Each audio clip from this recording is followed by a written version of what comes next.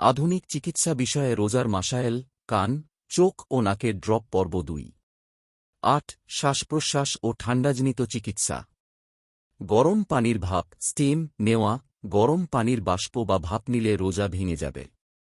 কারণ বাষ্প একটি দেহবিশিষ্ট পদার্থ, যা নাক বা মুখ দিয়ে সরাসরি পাকস্থলিতে পৌঁছায়। এটি ইফতারের পর করা উচিত। মারাকিল ফালাহপ্রি 361। আব্দুর-রুল মুক্তার 2 ডিভিশন 395। ইনহেলার এনহাওয়ার ব্যবহার। ইনহেলারের ওষুধ শ্বাসতন্ত্রের মাধ্যমে ভেতরে প্রবেশ করে, যা দেহবিশিষ্ট।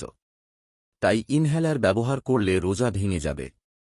নিয়মিত প্রয়োজন হলে পরে কাজা করতে হবে, আর সুস্থ হওয়ার সম্ভাবনা না থাকলে ফিদিয়া দিতে হবে। ফিকহুন নাওয়াইল 2 division 301। রদ্দুল মুহতার 2 division 395। Ramzan আওর Jadid মাসায়েল pre 166। তবে এই মাসালার ক্ষেত্রে আরব বিশ্বের আলেমদের ভিন্নমত রয়েছে। নেবুলাইজারের মাধ্যমে তরল ওষুধ বাষ্প আকারে ফুসফুসে প্রবেশ করানো হয়, যা রোজা ভঙ্গের কারণ। নাক দিয়ে ওষুধ শোঁকা রেক্স স্মেলিং। যদি ওষুধের তীব্র ঘ্রাণ বা স্বাদ অনুভূত হয়, তবে রোজা ভাঙবে না। তবে ওষুধের কোনো সূক্ষ্ম কণা বা উপাদান যদি নাক দিয়ে গলায় চলে যায়, তবে রোজা ভেঙে যাবে। 9. অ্যানেস্থেসিয়া বা অজ্ঞান করা। লোকাল ও স্পাইনাল অ্যানেস্থেসিয়া শরীরের নির্দিষ্ট অংশ বা নিম্নাংশ অবশ করার জন্য যে ইনজেকশন দেওয়া হয়, তাতে রোজা ভাঙবে না। ফিকহুন নাওয়াজিল 2 ডিভিশন 300। রোজারকে মেডিকেল মাসায়েল প্রি 65। জেনারেল অ্যানেস্থেসিয়া পুরো শরীর অজ্ঞান করার ক্ষেত্রে যদি মুখ দিয়ে নল ঢুকিয়ে ওষুধ দেওয়া হয়, তবে রোজা ভেঙে যাবে। 10. পরীক্ষা নিরীক্ষা ও ডায়াগনস্টিক টেস্ট। ইমেজিং টেস্ট ক্রাই ময় সিটি স্ক্যান একাও এসব পরীক্ষায় কোনো ওষুধ শরীরের ভেতরে পাকস্থলিতে প্রবেশ করানো হয় না। তাই এতে রোজা ভাঙবে না। ফিকহুন নাওয়াজিল 2 ডিভিশন 298। আল্ট্রাসোনোগ্রাম এটি শরীরের উপরিভাগে করা হয়, তাই এতে রোজা ভাঙবে না। ইটিটি হাঁটার পরীক্ষার সময় যদি নল দিয়ে কোনো ওষুধ বা পানি দেওয়া হয়, তবে রোজা ভেঙে যাবে। তবে শুধু অক্সিজেন দিলে রোজা ভাঙবে না। মলদ্বারে যন্ত্র প্রবেশ করানো পরীক্ষার জন্য শুকনা যন্ত্র প্রবেশ করালে রোজা ভাঙবে না, কিন্তু যন্ত্রের সঙ্গে ওষুধ বা পানি থাকলে রোজা ভেঙে যাবে। আব্দুর-রুল মুক্তার 2 ডিভিশন 397। ফাতাওয়া দারুল উলুম দেওবন্দ 6 ডিভিশন 411।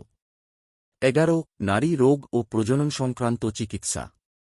গর্ভপাত গর্ভপাত করানোর পর যে রক্তক্ষরণ হয় তা হায়েজ বা নেফাস হিসেবে গণ্য।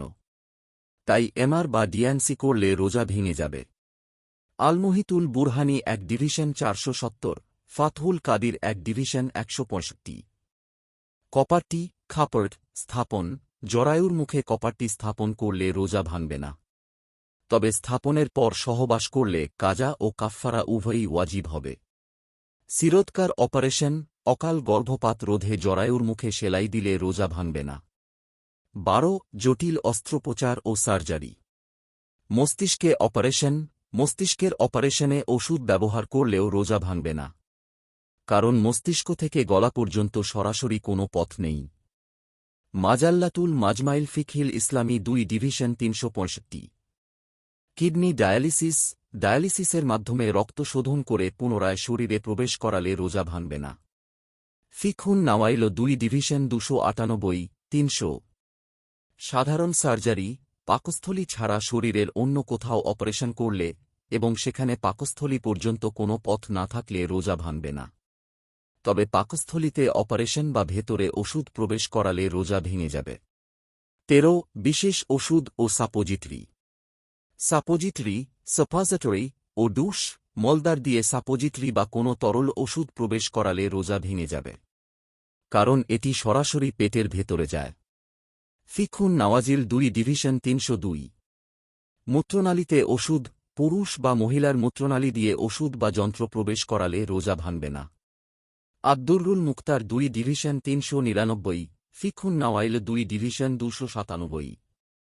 14. দীর্ঘমেয়াদী রোগ ও রোজা সতর্কতা। কিডনি রোগীদের অবস্থা বুঝে ডাক্তারের পরামর্শে রোজা রাখতে হবে। যাদের অবস্থা গুরুতর তাদের জন্য রোজা না রাখার অবকাশ আছে। পরে তারা কাজা বা ফিদিয়া আদায় করবেন।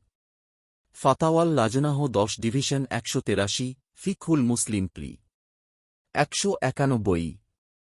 গ্যাস্ট্রিক ও আলসার, সাহরি ও ইফতারে সঠিক খাদ্যাভ্যাস এবং দীর্ঘমেয়াদী কাজ করে এমন ওষুধ খেয়ে গ্যাস্ট্রিকের রোগীরা রোজা রাখতে পারেন। তবে অসহ্য ব্যথা হলে রোজা ভাঙার অবকাশ আছে। ডায়াবেটিস রোগীরা ইনসুলিন নিতে পারেন এবং রক্ত পরীক্ষা করতে পারেন, এতে রোজা ভাঙবে না। তবে সুগার কমে গিয়ে জীবনের ঝুঁকি তৈরি হলে রোজা ভেঙে ফেলা যায়। সার কথা, শরীরের স্বাভাবিক প্রবেশপথ যেমন মুখ, নাক, মলদ্বার দিয়ে কোনো কিছু ভেতরে গেলে রোজা ভেঙে যায়। কিন্তু শিরা, উপশিরা বা চামড়ার লোমকূপ দিয়ে কিছু প্রবেশ করলে সাধারণত রোজা ভাঙে না। তথ্যঋণ, রোজেকে মেডিকেল মাসায়েল, রমজানের আধুনিক মাসায়েল, রোজেকে মাসায়েল কা এনসাইক্লোপিডিয়া। নিয়মিত ইসলামিক এবং স্বাস্থ্য বিষয়ক ভিডিও পেতে লাইক, কমেন্ট, ফলো এবং চ্যানেলটি সাবস্ক্রাইব করে পাশে থাকবেন। মহান আল্লাহ আপনাকে উত্তম যা দান করুক। আমিন।